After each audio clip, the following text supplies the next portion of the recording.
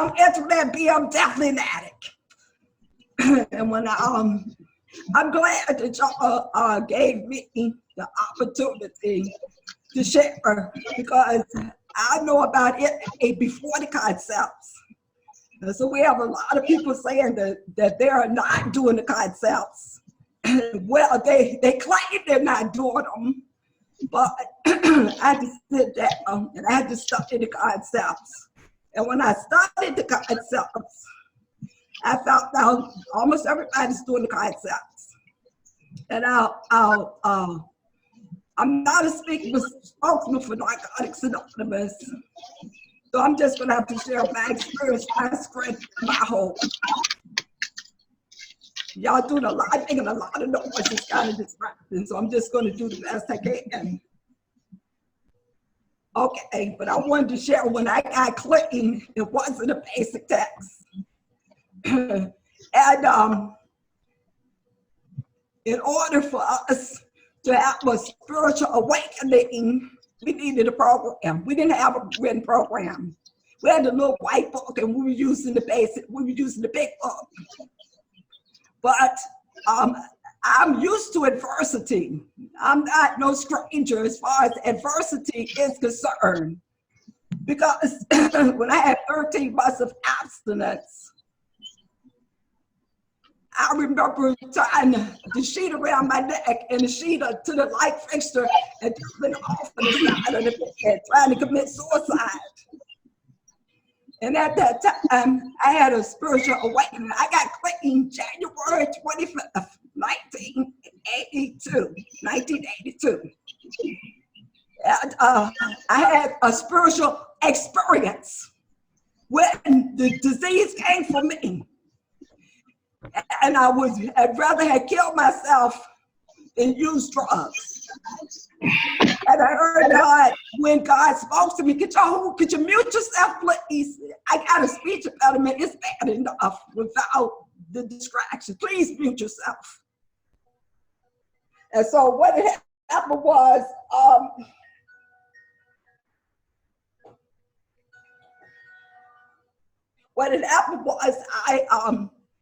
God spoke to me, he called me by my name. He said, Antoinette.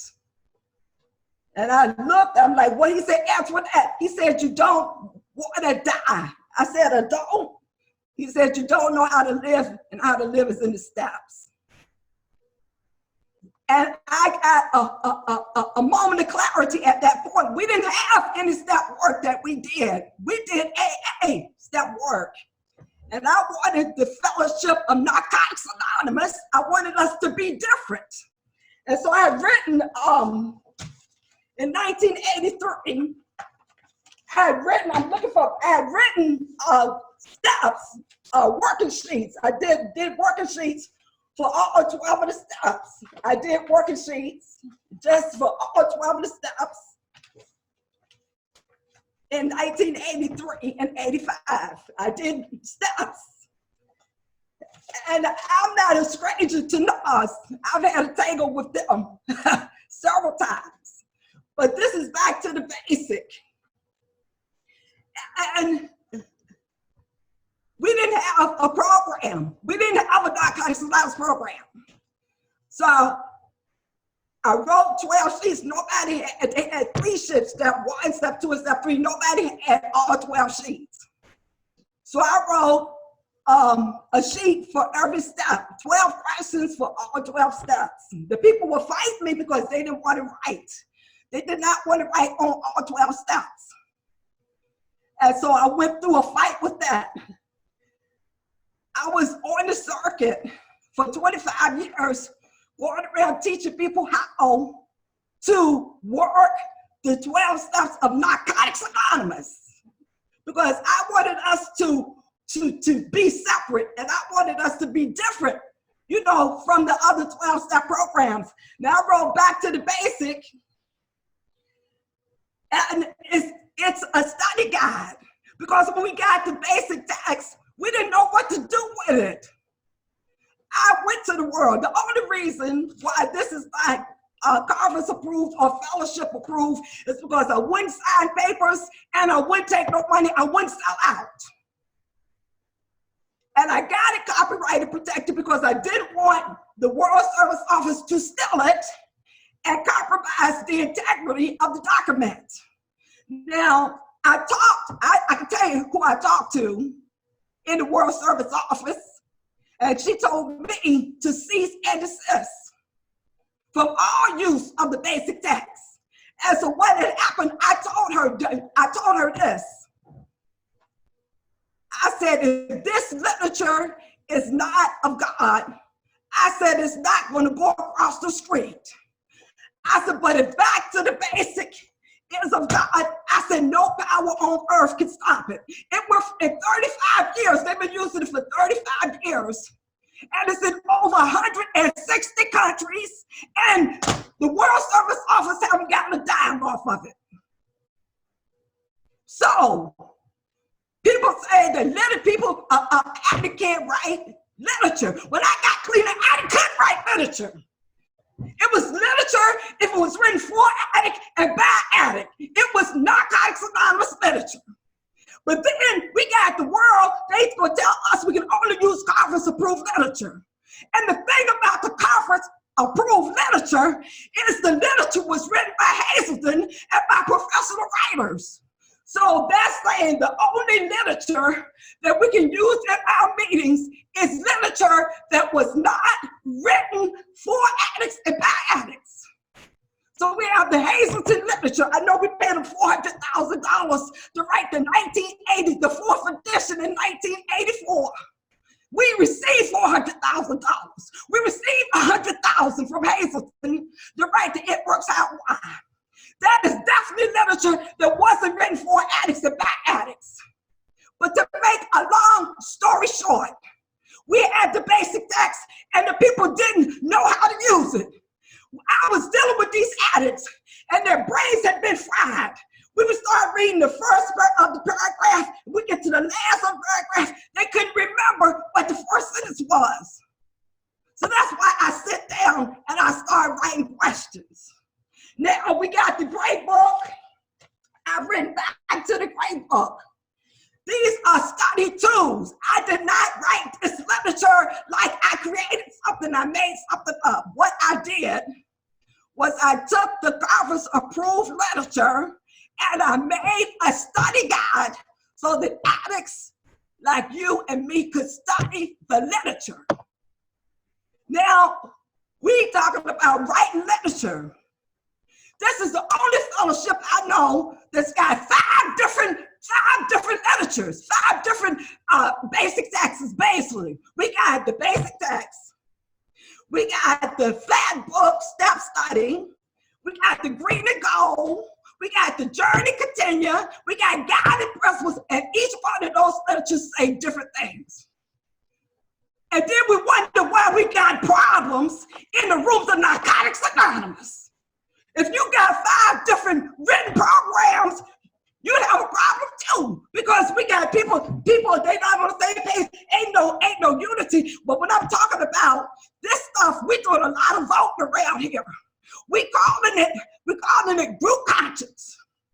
A group conscience is when we sat in my home group and we want to make a decision about what we're going to do in my home group.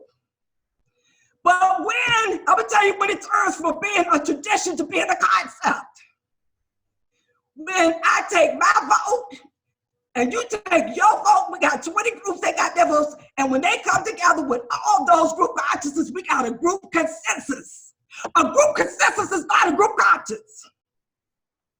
And if you got clean with 23 and 20, if you've been clean for 29 years, that was when they wrote the concepts in 1991. If you've been clean for 23 years, that was when we adopted them. So you don't know nothing about Narcotics Anonymous without the concepts. The lady was up here talking about the minority of the vote. That's concept 4.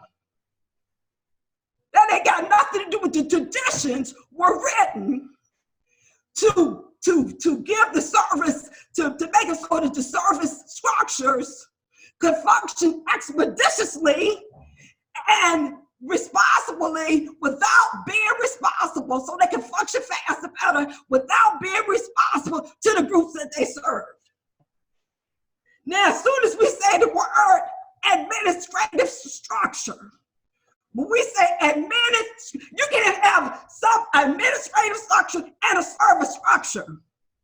If you got a structure that administers, if it rules, if it governs, I was looking for my notes, can't find the notes, but if it rules, if it governs, it is not a service structure.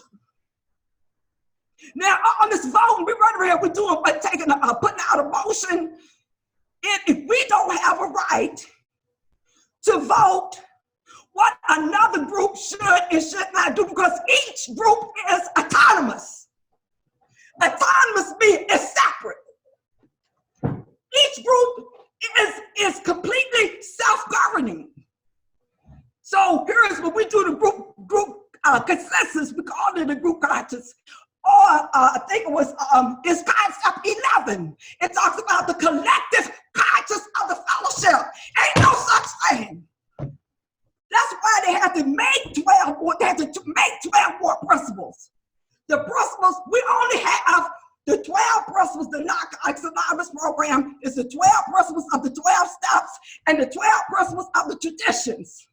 Now, when they brought the 12 concepts, the concepts are in direct contradiction, direct opposition to the 12 traditions of Narcotics Anonymous. So we're running right here living concepts and ain't got a clue. We've been talking about delegating authority. That's a concept. We're talking about, but the thing of it is, I'm not talking against, I'm giving you some information here. Because every literature that NAS wrote, all that literature that they wrote for the treatment centers, and they used the narcotics, a name on it.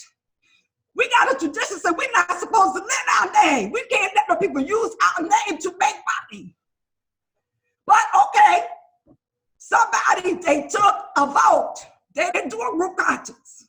Now, the way I learned how to have a group conscience, I had to get a conscious contact with the God of my understanding. We got people working a group conscience and they ain't got no conscience. Because the new literature, like the flat book, I worked at 18 different times. So I'm not talking about what I think, I'm talking about what I know. And I ain't got nothing but intelligent. I got smarter, that's all I got.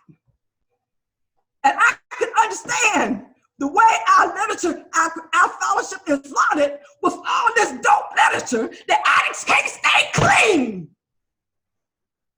Because if you're a book publishing company, your primary purpose is not to carry the message to the addict who still suffers. If you're a business, if I work for your company and I make $250,000 a year as an executive, do you think my primary purpose is to carry the message to an addict who still suffers? No, it's not. If I made $190,000 a year working for a publishing company, do you think I'm gonna be publishing some books? Every 2 to 3 years, I'm gonna make sure we get a book so we can make some money. That's why our tradition's talking about money, property, and prestige diverting us from our primary purpose. So we go over here, we're doing some group voting. We ain't doing no group conscience. But the way I got a conscience was I worked some steps. And when I worked some steps, I had a spiritual awakening as a result of working the steps of Narcotics Anonymous. I got hope, surrender, acceptance, honesty, open-mindedness, willingness, faith, tolerance, patience, humility, unconditional love, sharing and caring. And those are the spiritual principles that make my recovery possible. What is recovery? Recovery is an active change in my attitude, my ideas, and my behavior. Okay, so let's say you haven't had a spiritual awakening as a result of these steps. Maybe you ain't got no spiritual awakening as a result of working 12 steps in your life. The traditions, they make it very simple for you. What they say is if it's not spiritual, it's not practical. If it's not spiritual, it's not God. So what I do in my home group, because I got 38 years, I'm an old lady, 66 years old. I came here, I was 27, but I'm an old woman now. I tell them which traditions they're violating, and then what they say, okay, the floor is closed for discussion. Then they say, let's vote. And when they vote, the majority rules. That is not group conscience.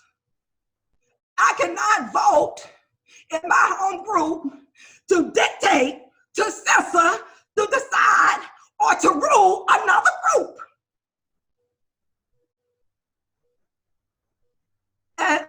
But what happens is because the addicts, because y'all using the language, people think they're doing a group conscience. Are you having a group conscience? God told my group to do this, and God told your group to do something else, and y'all gonna vote, and the majority's gonna rule, and y'all gonna tell me not to do what God told me to do? Oh, come on, wake up. Wake up. We got group consensus, calling it group conscience. So when I looked, I looked at the uniformity. When they talk about we're gonna be unanimous and we're gonna be uniform, we just gonna use Congress approved literature so we can all say the same thing. We can all do the same thing. That is not Narcotics Anonymous. In Narcotics Anonymous, we talk about unity, not uniformity. Because when we are autonomous, no one can kill our creative power. When I talk about the atmosphere recovery, do you know why the atmosphere recovery is our most valued asset? The atmosphere recovery is so important. Without the power of God, we do not recover. Bam! That's the recovery hit if you don't hear nothing else. Without the power of God, we do not recover. Now, what creates the power of God? The basic text says the atmosphere of recovery happens. Guess what happens? When two or more addicts come together and honestly share their experience, their strength, and their hope.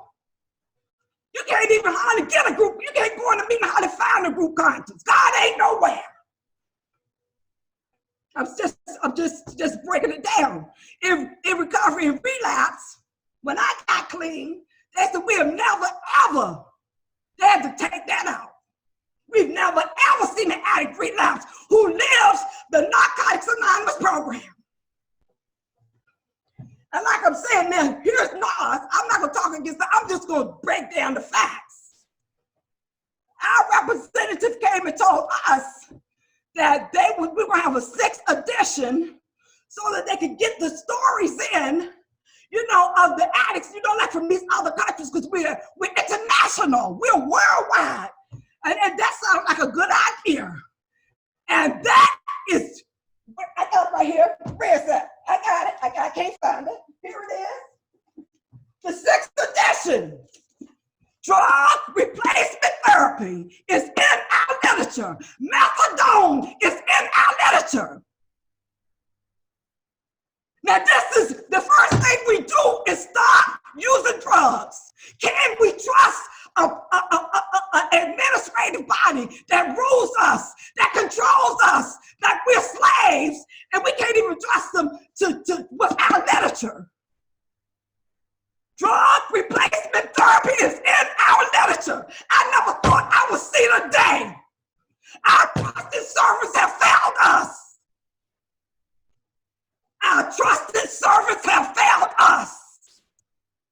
Because we are trusting them. We're trusting them to make sure that our traditions are not violated, but they drink the Kool-Aid. They drunk over there, drunk with us. They drunk. Anytime you're going to get some literature that talks about drug replacement therapy. Now, let me tell you something else that happened under the disguise of group conscience. We had this workshop. Well, we can talk about no outside issues and opinions on outside issues, but we had this workshop. They had psychiatrists, they had treatment centers, they had doctors, they had lawyers, they had a judge. And they did a workshop for us to tell us about drug replacement therapy. And from what I understand, I put the big ear on, I heard that they're writing an IP on drug replacement therapy. It's no place for that in Narcotics Anonymous. Now, I'm still trusted, they have failed us because of money, profit, and mostly prestige. You better wake up and read them concepts. They're talking about delegated authority, and to somebody it could be administrative, it could be management or operational delegate. How are we going to delegate some authority when the ultimate authority has not replaced God? The ultimate authority is a loving and caring God. And they got a concept for talking about the leaders, the leadership in the groups, in the teams. And it's got, you better wake up, study the concepts. There's something right over here talking about we don't use no concepts. You live in the concepts, but you don't know it. If you got clean, if you got 23 years or 29 years clean, you are doing it, you are living the concepts. Even though if you vote on anything that has to do with another group, you are doing group consensus. Group consensus is deadly to group conscience. You cannot have any type of authoritative group. You cannot have an authoritative group and group autonomy. They do not exist. And ask me, I know. Now, Greg P., in 1984, when we got the world, what they told us they were going to do, because they lied a little bit, they told us they were just going to change the readings that we read, in our means. The readings at the beginning of the chapters. They went in there, they changed 50 concepts. 50. And they changed tradition 4, where they're not a part of us. We said they're not a part of us. And they can't control, they can't censor, they can't dictate, they can't direct. They took that out of our basic text. Yeah, they took it out. I'm sure I would take it out. If somebody told y'all the truth, it was the truth. They can't tell us what to do. Now, you said, well, we're voting. Oh, we're voting. Who makes the agenda? Hello? I know I'm not the only one alive. Who tells you what to vote for? For instance, they don't want us copying our own literature. So what, was it an addict that made a motion that we can't copy our own literature? I don't think so. So what they do is, whatever they want us to do, boom, they put it out there, tell us to vote. And we come and talk about we took a group conscience. If it is a violation of the tradition, it is not God. You did a group opinion, and you went out and said politics and personalities. You done got democratic, and you done took a vote, and you done voted some stuff in here that we trusted you to protect us from. That's what I'm talking. I'm not no stranger. I'm not no stranger when they told me about a cease and desist. Cease and desist. They couldn't stop me. They were going to sue me for everything I had. That's why I had to put on the literature. I had to put this on here that is copyright protected. You can't sell it. You can't sell it. You can't sell it. But you can make any addict can copy it and use it. You tell me that a literature that's been in the fellowship for over 35 years is in 160 different countries. You tell me it's not Narcotics Anonymous literature. You done fell and bump your head. Because I ain't buying into it. I'm an addict. I'm an addict. And the principle that protects us, if we get into an organization that has nothing to do with knowledge, just like Greg told us, when we told asked them to write our literature, and they accepted $400,000 from Hazelton, and let Hazelton write our literature because they knew it was going to be millions of dollars off of that back to the basic. We couldn't trust them. Greg said we need to dissolve them and the World Service. But he said, at the matter, what he had said was, he said, don't take this battle lightly. He said, and don't make any hasty decisions. He said, because if we don't dissolve them now, he said, we will regret it later. That's what we're doing right now. We're regretting it. We're regretting it. That's right. So we're dealing with, now it's got to be a conflict of interest. When you got the executive of NAS with his $250,000 salary a year, he is the executive of NAS, and he's got an executive treasurer position with the treatment industry. Cry help or help cry.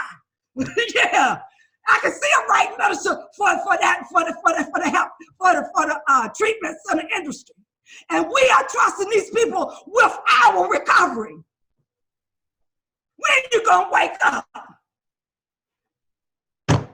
PBS, they had this documentary where they said that Narcotics Anonymous does not work. Now, what kind of reputation is that? What kind of reputation? We don't work. So that's the reputation we got. When the pandemic came, you know what the pandemic showed us? It showed us what the real fellowship is. NAS is not the fellowship with Narcotics Anonymous. The group is. We didn't miss a beat. Our meetings was popping up everywhere. We was coming together. We was focusing on our primary purpose. That's right. So y'all ain't doing me no favor with no concepts, even though we say we're not using them. If you vote what another group should do, you are using the concept. I hate to break the news to you.